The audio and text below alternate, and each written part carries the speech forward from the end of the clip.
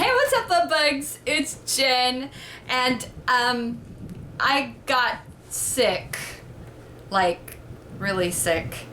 If you want to hear my story and find out what happened and how I'm going to use keto as a means of healing, stick around.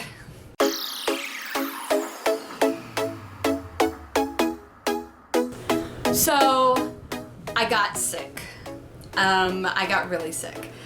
And I'm going to say, first of all, it was not keto related. It had nothing to do with keto.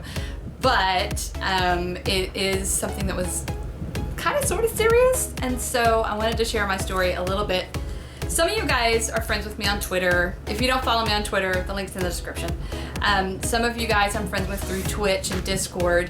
Again, if you don't follow me there, guys, link in the description. So some of you guys who are watching this probably already know the story, but for those of you who don't, I'm going to kind of go into a little bit of what happened and what I'm going to do about it. I am going to use keto as a healing mechanism, and I'll tell you all about that here in a minute.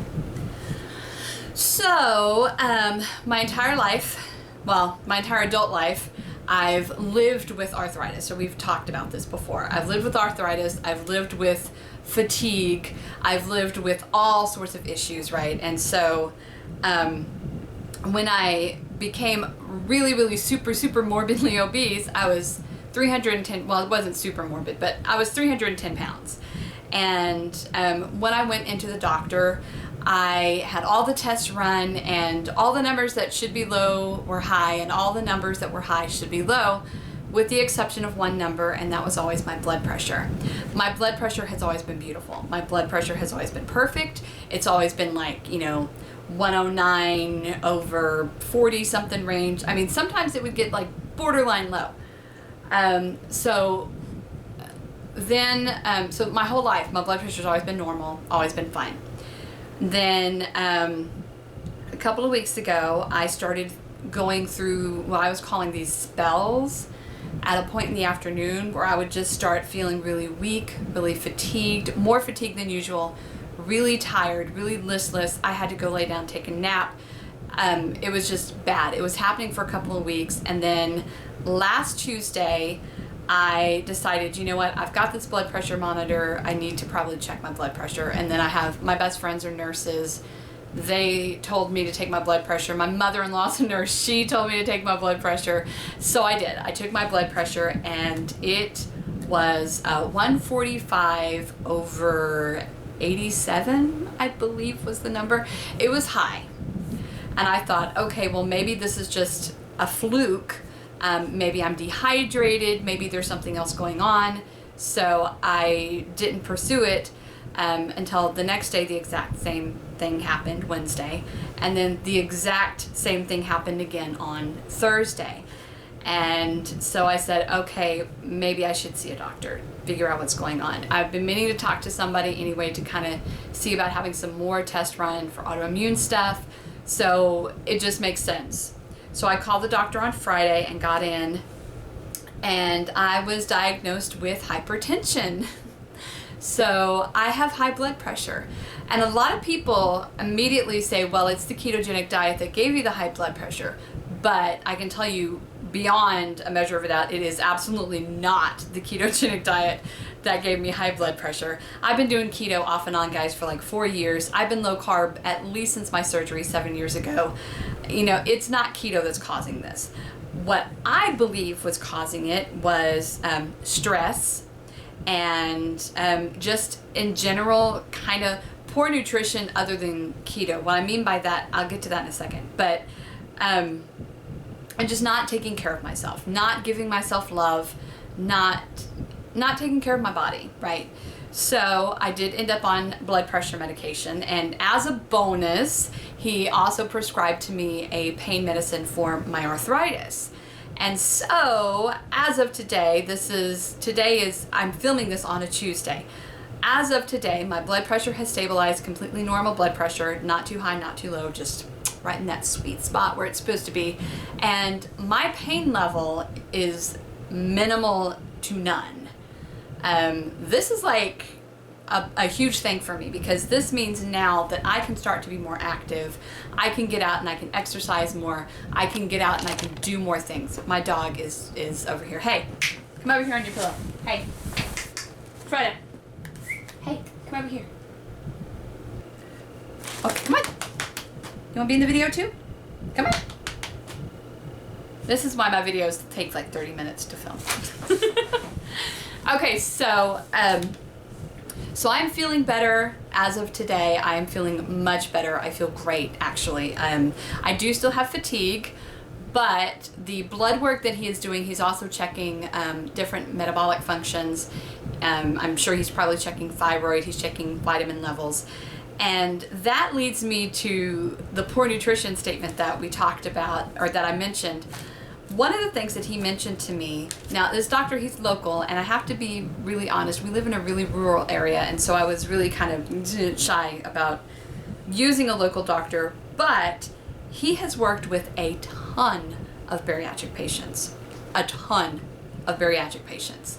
And so when it comes to bariatrics, even though he's a primary care physician, he knows his stuff when it comes to bariatrics. And he told me about how many people with my particular surgery, I had the vertical sleeve gastrectomy, how many people come into him that have malnutrition. And the malnutrition can cause so many problems, can cause the autoimmune issues. And it was something that I never really put two and two together. And I thought, well, I'm doing keto, my nutrition is perfect, right? Well, yes and no. My nutrition was okay for somebody who is not a bariatric patient, but because I can only eat about half the amount that a non-bariatric patient can eat, I was not getting adequate protein.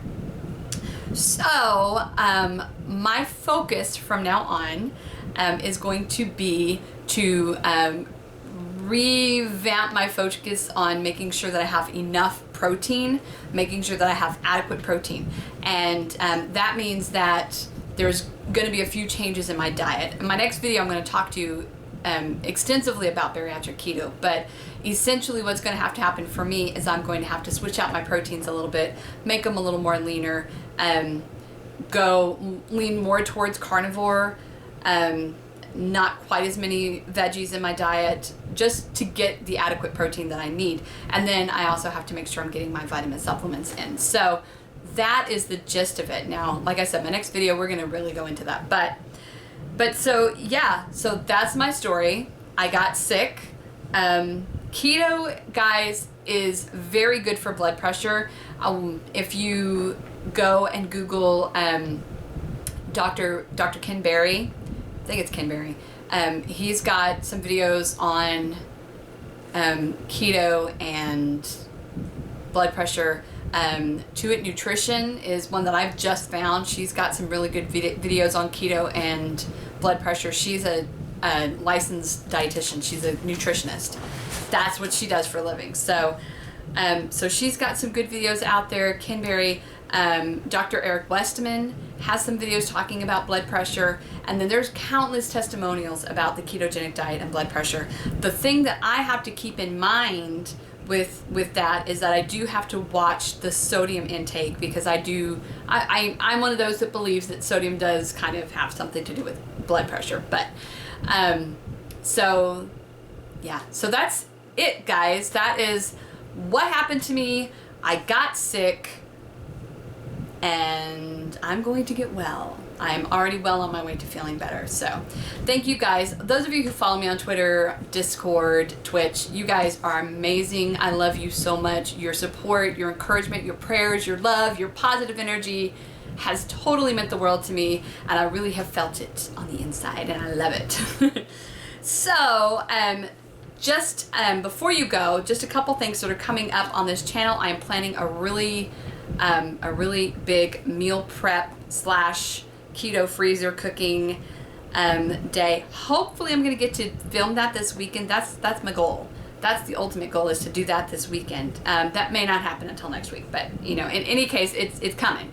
I do the shopping I'm going to do the shopping for that on Thursday. And I'm also going to film a grocery haul that day as well. So we got a grocery haul coming up. We got a meal prep and freezer cooking video coming up. And yeah, that's it. Okay, I love you guys. Ugh, I got hair in my mouth, but that's okay. Because I know you still love me, even with a hairy mouth.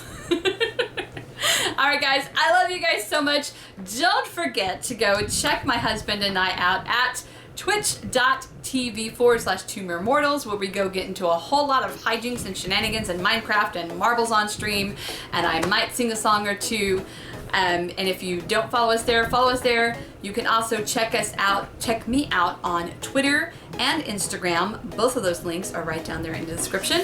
And don't forget, if you really, really like this video and you really, really like me, please, please, please, please, please, please, please, please hit the like button, because you know what? YouTube is finicky.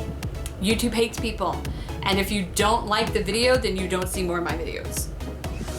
Which I think would make both of us very sad, because I'm awesome. So don't forget to hit that like button, and when you do, click the little bell right there so you don't miss another video. I love you guys so much, and I will see you next time. Bye.